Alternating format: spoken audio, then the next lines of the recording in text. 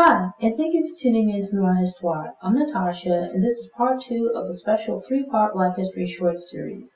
I suggest you listen and watch the episodes in order.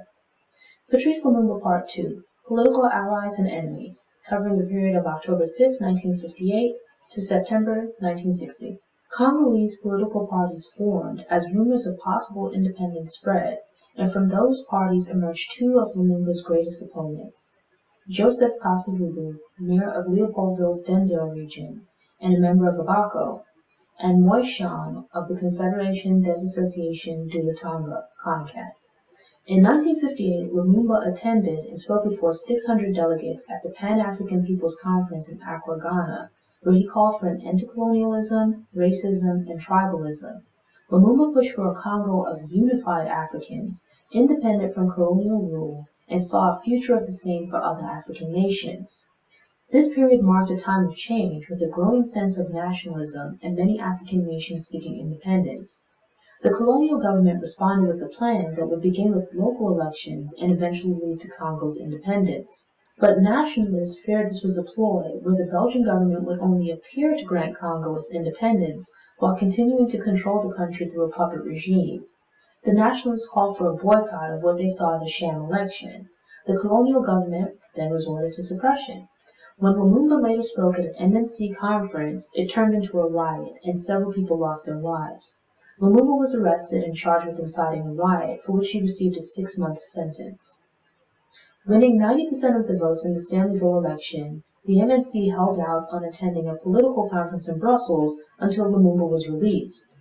He attended the conference, at which it was agreed that elections would take place in May of 1960, with Congo to be granted its independence on June 30th. When the election results were tallied, the MNC had won far more seats than any other party, but overall no one party won the majority of votes. A few days before independence, Lumumba and Kasavubu formed an uneasy alliance, where Lumumba would become the first prime minister of Congo and Kasavubu the first president.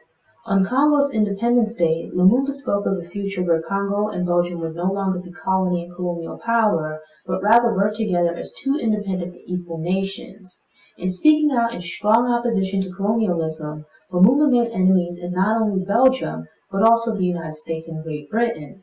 A few days after Independence Day, the Congolese army mutinied in response to the Belgian military leadership.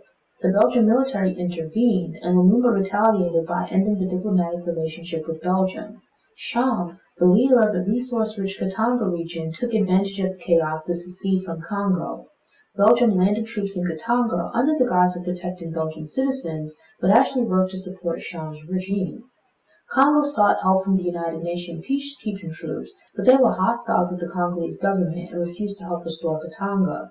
Lumumba's newly independent nation was in disarray, with the military in open rebellion, regions seceding, and an undeveloped administration. With few options, Lumumba sought help from Nikita Khrushchev and the Soviet Union, as well as other African nations.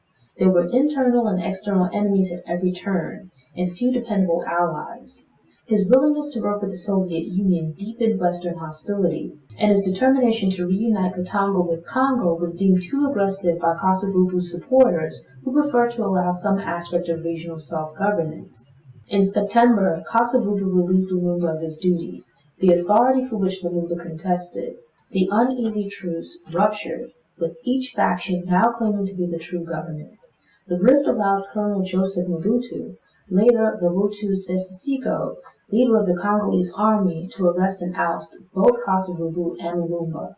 Mobutu and Kasavubu later came to an agreement where Kasavubu returned to power and his government was recognized by the United Nations. Thanks for tuning in. Show notes and sources are available on the Noir Histoire website via the link in the episode description. If you enjoyed this episode, please click the thumbs up button. You can also share it online, on social media, or with someone you think might enjoy the episode.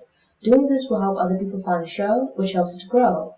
If you're already subscribed to the Noir Histoire YouTube channel, I hope you subscribe now and return to get motivated, get inspired, and get more stories of Black history made and in the making. Until next time, take care.